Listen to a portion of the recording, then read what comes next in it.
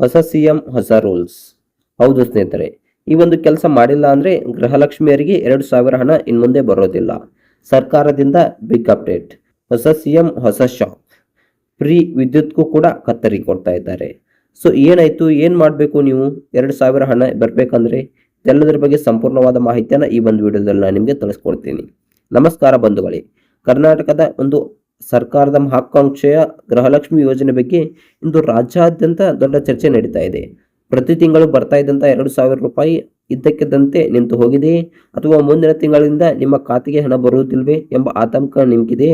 ರಾಜ್ಯ ಸರ್ಕಾರವು ಈಗ ಗೃಹಲಕ್ಷ್ಮಿ ಯೋಜನೆಯ ಅಡಿಯಲ್ಲಿ ಒಂದು ತುಂಬಾನೇ ದೊಡ್ಡ ನಿರ್ಧಾರವನ್ನು ತೆಗೆದುಕೊಳ್ಳಲು ಮುಂದಾಗಿದೆ. ನೀವು ಒಂದು ವೇಳೆ ಈ ಕೆಲಸವನ್ನ ಮಾಡಿಲ್ಲದೆ ಹೋದ್ರೆ ನಿಮ್ಮ ಹೆಸರುಗಳು ಫಲಾನುಭವಿ ಪಟ್ಟಿಯಿಂದ ಆಟೋಮೆಟಿಕ್ ಆಗಿ ಮಾಯವಾಗ್ತವೆ.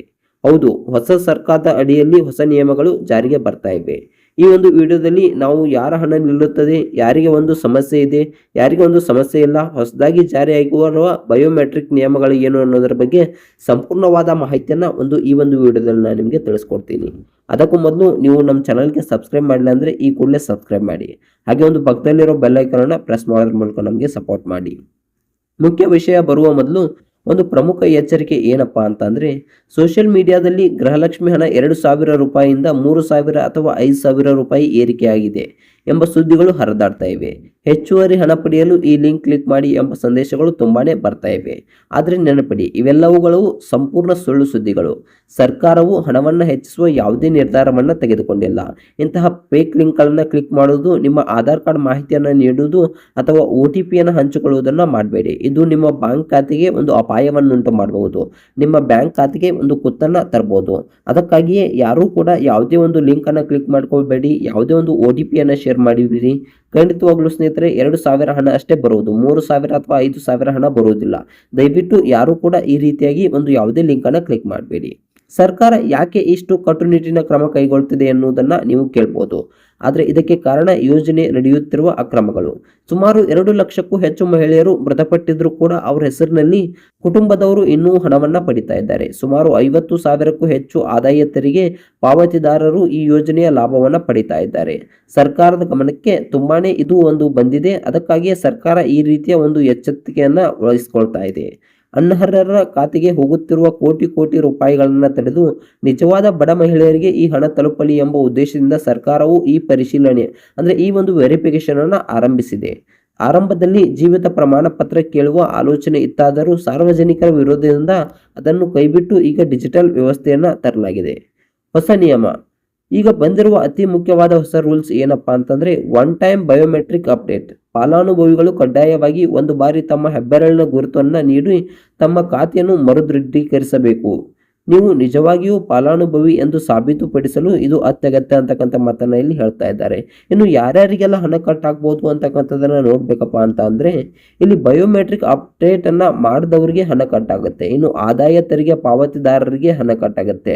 ಇನ್ನು ಸರ್ಕಾರದ ನಿಯಮಗಳ ಪ್ರಕಾರ ಅನರ್ಹರಾದವರಿಗೆ ಹಣ ಕಟ್ ಆಗುತ್ತೆ. ಇನ್ನು BPL ಕಾರ್ಡ್ನಿಂದ APL ಕಾರ್ಡ್ಗೆ ಬದಲಾದ ಕೆಲವು ಕುಟುಂಬಗಳಿಗೆ ಹಣ ಕಟ್ ಆಗುತ್ತೆ ಅಂತಕ್ಕಂಥದ್ದನ್ನ ನಾವು ಇಲ್ಲಿ ಹೇಳ್ಬೋದು. ಇನ್ನು ಬಯೋಮೆಟ್ರಿಕ್ ಅನ್ನ ಮಾಡಿಸುವುದು ಹೇಗೆ ಅಂತಕ್ಕಂಥದ್ದನ್ನ ನೋಡ್ಬೇಕಪ್ಪ ಅಂತಂದ್ರೆ, ನೀವು ನಿಜವಾದ ಫಲಾನುಭವಿಗಳಾಗಿದ್ದರೆ ಭಯಪಡುವ ಅಗತ್ಯತೆವಿಲ್ಲ. ಬಯೋಮೆಟ್ರಿಕ್ ಅಪ್ಡೇಟ್ ಮಾಡಲು ಈ ಕೆಳಗಿನ ನಿಯಮಗಳನ್ನು ಅನುಸರಿಸಿ. ನಿಮ್ಮ ಹತ್ತಿರದ ಕರ್ನಾಟಕ 1, ಬೆಂಗಳೂರು 1 ಅಥವಾ ಗ್ರಾಮೀಣ ಕೇಂದ್ರಕ್ಕೆ ಭೇಟಿ ನೀಡಿ. ಹೋಗುವಾಗ ನಿಮ್ಮ ಆಧಾರ್ ಕಾರ್ಡ್ ಅನ್ನು ಮರೆಯದೆ ತೆಗೆದುಕೊಂಡು ಹೋಗಿ. ಆಧಾರ್ ಕಾರ್ಡ್ ಲಿಂಕ್ ಆಗಿರುವ ಮೊಬೈಲ್ ಸಂಖ್ಯೆಯನ್ನು ಕೂಡ ಜೊತೆಯಲ್ಲಿ ಇಟ್ಟುಕೊಂಡು ಹೋಗಿ. ಯಾಕಪ್ಪ ಅಂತಂದ್ರೆ ಅಲ್ಲಿ OTP ಕೂಡ ಬರುತ್ತದೆ. ಅಲ್ಲಿ ಬಯೋಮೆಟ್ರಿಕ್ ನೀಡಿ ನಿಮ್ಮ ಖಾತೆಯನ್ನ ಸೇಫ್ ಆಗಿ ಮಾಡಿಕೊಳ್ಳಿ. ಸರ್ಕಾರವು ಶೀಘ್ರದಲ್ಲಿ ಈ ಪ್ರತಿಕ್ರಿಯೆ ಅಧಿಕೃತ ಆದೇಶ ಮತ್ತು ಕೊನೆಯ ದಿನಾಂಕವನ್ನು ಪ್ರಕಟಿಸಲಿದೆ. ಆ ಸಮಯದೊಳಗೆ ಈ ಕೆಲಸ ಮುಗಿಸುವುದು ಉತ್ತಮ. ಇನ್ನು DBT ಆ್ಯಪ್ ಮೂಲಕ ಸ್ಟೇಟಸ್ ಅನ್ನು ಚೆಕ್ ಮಾಡಬಹುದು. ನಿಮ್ಮ ಹಣ ಜಮೆಯಾಗಿದೆಯಾ ಎಂದು ತಿಳಿಯಲು ಪ್ರತಿ ಬಾರಿ ಬ್ಯಾಂಕಿಗೆ ಹೋಗಬೇಕೆಂದಿಲ್ಲ. ನಿಮ್ಮ ಮೊಬೈಲ್ನಲ್ಲಿ ಚೆಕ್ ಮಾಡಬಹುದು. ಹೇಗಪ್ಪ ಅಂತಂದ್ರೆ, ಅದು ಪ್ಲೇಸ್ಟೋರ್ನಲ್ಲಿ DBT ಕರ್ನಾಟಕ ಆ್ಯಪ್ ಅಂತಕ್ಕಂಥದ್ದನ್ನ ಡೌನ್ಲೋಡ್ ಮಾಡ್ಕೊಳ್ಳಿ. ಅದಾದ ನಂತರ ನಿಮ್ಮ ಆಧಾರ್ ಸಂಖ್ಯೆ ಎಂಟರ್ ಮಾಡಿ ಮೊಬೈಲ್ಗೆ ಬರುವ OTP ಮೂಲಕ ನೀವು ಆ ಆ್ಯಪ್ನಲ್ಲಿ ಲಾಗಿನ್ ಆಗಬೇಕು. MPIN ಕ್ರಿಯೇಟ್ ಮಾಡ್ಕೊಳ್ಳಿ. ಅಪ್ಲಿಕೇಶನ್ನಲ್ಲಿ ಪಾವತಿ ಸ್ಥಿತಿ ಅಂದರೆ ಪೇಮೆಂಟ್ ಸ್ಟೇಟಸ್ ಅಂತ ಇರುತ್ತದೆ. ಅದ್ರ ಮೇಲೆ ಕ್ಲಿಕ್ ಮಾಡಿದ್ರೆ ಪ್ರತಿ ತಿಂಗಳು ಎಷ್ಟು ಹಣ ಬಂದಿದೆ ಎಂಬ ಇತಿಹಾಸ ಅಲ್ಲಿ ನಮಗೆ ಕಾಣಿಸ್ತದೆ. ಬಂಧುಗಳೇ, ಈ ಮಾಹಿತಿ ರಾಜ್ಯದ ಪ್ರತಿಯೊಬ್ಬ ಮಹಿಳೆಯರಿಗೂ ತಲುಪಿಸಿ. ಸರ್ಕಾರದ ಈ ಹೊಸ ಕ್ರಮವು ಅಕ್ರಮಗಳೊಂದಿಗೆ ತಡೆದು ಅರ್ಹರಿಗೆ ಸಹಾಯ ಮಾಡುವ ಸಹಕಾರಿಯಾಗಲಿದೆ ಎಂದು ನಾವು ಭಾವಿಸ್ತಾ ಇದ್ದೀವಿ. ಈ ವಿಡಿಯೋ ನಿಮಗೆ ಇಷ್ಟ ಆದರೆ ಲೈಕ್ ಮಾಡಿ. ಹಾಗೆ ನಿಮ್ಮ ಖಾತೆಗೆ ಹಣ ಬಂದಿಲ್ಲ ಅಂದರೆ ಅಥವಾ ಯಾವುದೇ ಸಮಸ್ಯೆ ಇದ್ದರೆ ಕಮೆಂಟ್ ಬಾಕ್ಸ್ನಲ್ಲಿ ತಿಳಿಸಿ. ಮತ್ತೊಂದು ಇನ್ಫಾರ್ಮೇಟಿವ್ ವಿಡಿಯೋದೊಂದಿಗೆ ಮತ್ತೆ ಸಿಗೋಣ. ಅಲ್ಲಿವರೆಗೂ ಬಾಯ್ ಬಾಯ್, ಟೇಕ್ ಕೇರ್.